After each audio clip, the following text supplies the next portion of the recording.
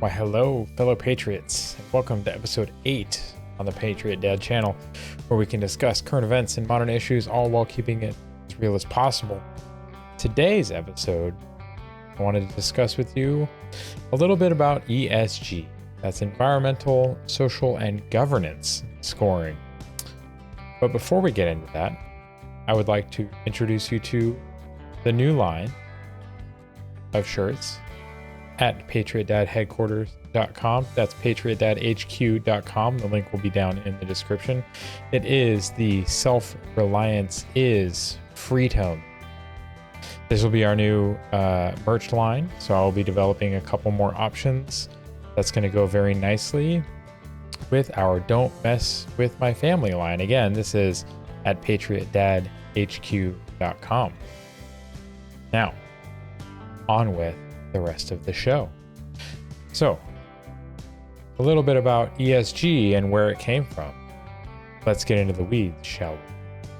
So the first thing that I wanted to go over is an article, a little snippet from it, from the Fraser Institute, discussing a little bit about ESG and its origins. So, Adam Smith, the 18th century philosopher and founder of modern economics, noted the benefit of individuals acting in their own self-interests and what it can have on society. It is not from benevolence of the butcher, the brewer, or the baker that we can expect dinner, he wrote, but from their regard to their own interest. Simply put, businesses and entrepreneurs can only succeed by benefiting their customers unless granted special treatment by government. Does that sound familiar? Special treatment by government seems to be the order of the day. You can see down here, the same goes for Kevin Johnson of Starbucks, Satya Nadella of Microsoft, Tim Cook of Apple, and other successful business leaders, that all should focus on maximizing returns to owners by providing customers with great products and services at a price they're willing to pay, with great service, continuous innovations. So a lot of those owners are you and me. They are pension funds, they are 401ks, they are Fidelity, they are Vanguard, they are BlackRock, they are all kinds of people, but the owners are the shareholders. So that's kind of where this idea started of shareholder supremacy that was brought on by Friedman. So Milton Friedman, if we look at his little wiki article, the introduction, introduced something called shareholder theory. It is the normative theory of business ethics advanced by Milton Friedman, which holds that the social responsibility of business is to increase its profits. This shareholder primacy approach views shareholders as the economic engine of the organization and the only group to which the firm is socially responsible. So this kind of gets to the root of what ESG is kind of fighting against. So, it all sounds great, but what if it could be better? The idea is what the proponents of ESG argue that ESG can do.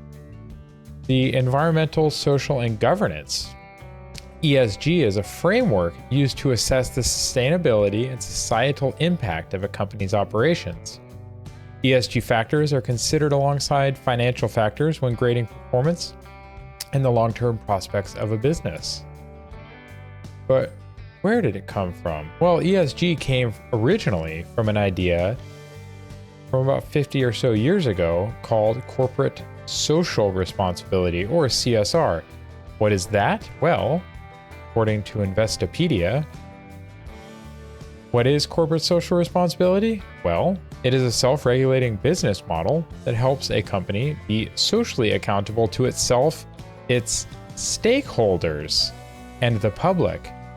By practicing corporate social responsibility, also called corporate citizenship, companies can be conscious of the kind of impact they're having on all aspects of society, including economic, social, and environmental.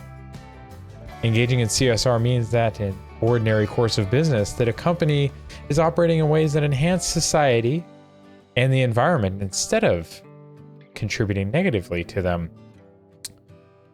So here we see the introduction of the term stakeholder instead of shareholder. So shareholders have a direct interest in the company as they are fractional owners of the company. Stakeholders may be affected by the company, but they do not necessarily have an ownership interest in the company itself. So this brings us to the Business Roundtable article, little snippet that we have here, where you can see that CEOs work to generate profits and return value to shareholders, but the best run companies do more. They put the customers first and invest in their employees and the communities. In the end, it's the most promising way to build long-term value. This is tremendous news because it's more critical than ever that businesses of the 21st century are focused on generating long-term value for all stakeholders, again, and addressing the challenges we face, which will result in shared prosperity and sustainability for both businesses and society. We start to see a shift in goals that companies have, investing in the community and in the stakeholders or society at large, not just increasing shareholder value as before, which is interesting because if we look here, that corporate officers have a duty of care and a duty of loyalty to the company that they operate within. So the duty of care is that each publicly traded company's board of directors has a duty of care to its shareholders. That means that in making business decisions, the board must exercise reasonable care in decisions that it makes for the company. Reasonable care has two elements. First, it must be acting in good faith for the benefit of the company. They must believe that the actions they are taking are in the company's best interest. Second, they must believe that the actions are in the best interest of the company based on a reasonable investigation of the options available. In other words, they must carefully consider available options within the time and financial constraints presented before they make a decision, take action on behalf of the company. And the duty of loyalty for the board of directors means that the board of directors must be loyal to the company and its shareholders and act in their best interest. So the duty of loyalty is the interesting part here, because with that concept, it kind of goes right out the window with ESG because the stakeholders are not shareholders necessarily. Let us look what stakeholders really are, because shareholders now take a back seat to stakeholders in justice when it comes to ESG and being a highly rated ESG company. So here, the definition of a stakeholder, according to Google, number one doesn't really apply. Number two is the definition we're looking for is a person with an interest or concern in something, especially a business, denoting a type of organization or system in which all the members or participants are seen as having an interest in its success. So now we've expanded that shareholders have a direct interest to now stakeholders kind of imply that everybody, the entire society at large, has a direct interest in the company. That's interesting. And then if we look at what does Investopedia say? Well, Investopedia says that a stakeholder is a party that has an interest in a company and can either affect or be affected by the business. The primary stakeholders in a typical corporation are the investors, the employees, customers, and suppliers. However, with increasing attention on corporate social responsibility, here we have the root of ESG again, the concept has been extended to include communities, governments, and trade associations.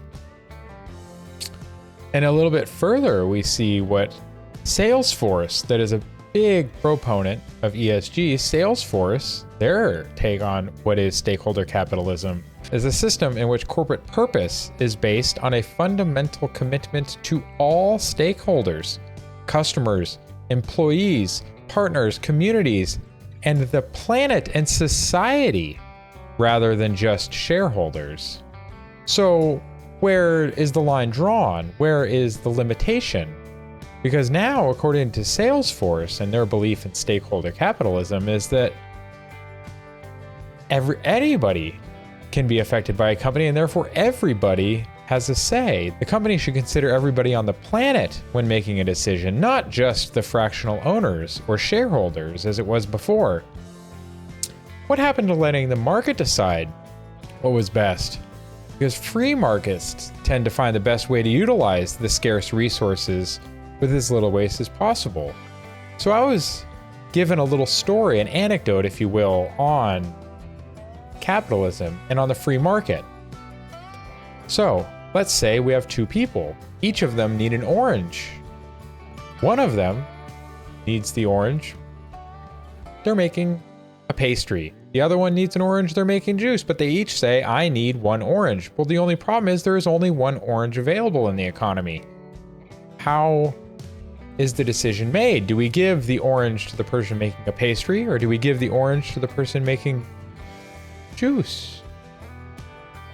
Or do we cut the orange in half and give each person half and let them do with the half, which they may, but they each need a whole? So we either deprive one entirely or deprive both partially.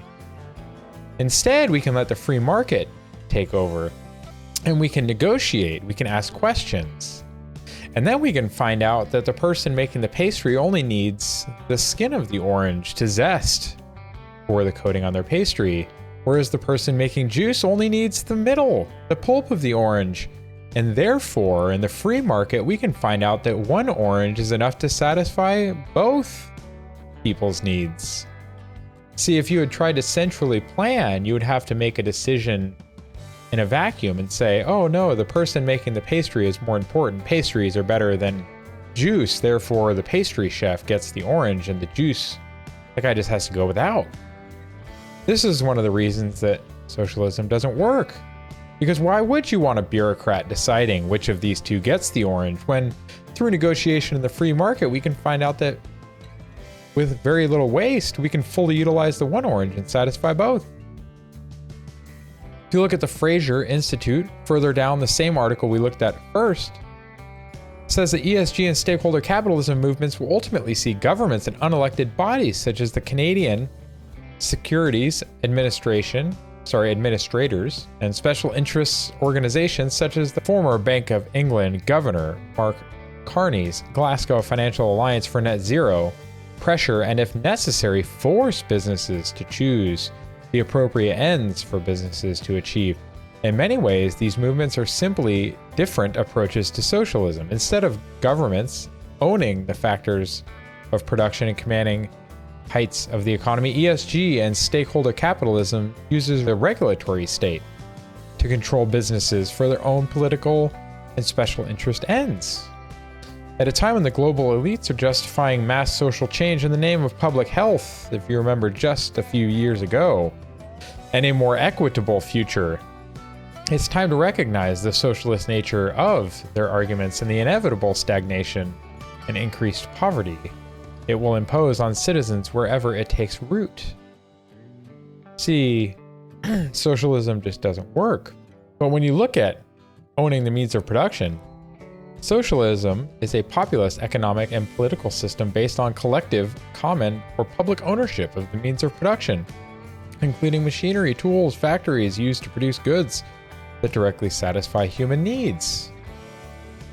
So the big issue here is, if we say that everybody's affected and everybody has to be considered whenever a decision is made in a company, doesn't everybody then own the company? And if everybody owns the company, if the general public owns the companies and the means of production, are we not in socialism at that point?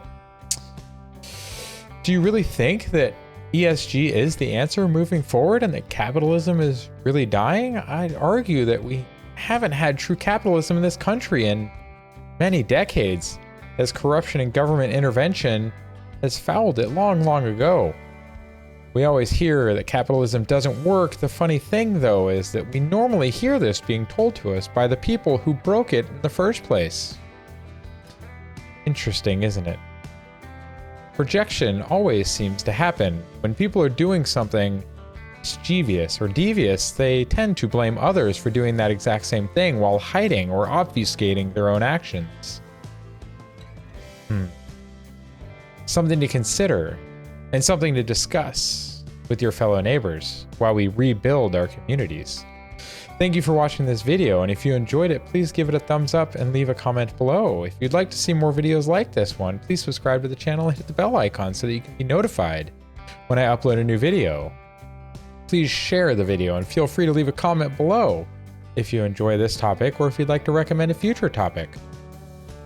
Following after today's topic, next week we are going to look at ESG and how it is impacting the companies of today. Think Target, think Bud Light. But for now, take care, God bless, and have a wonderful week, everybody. Bye for now.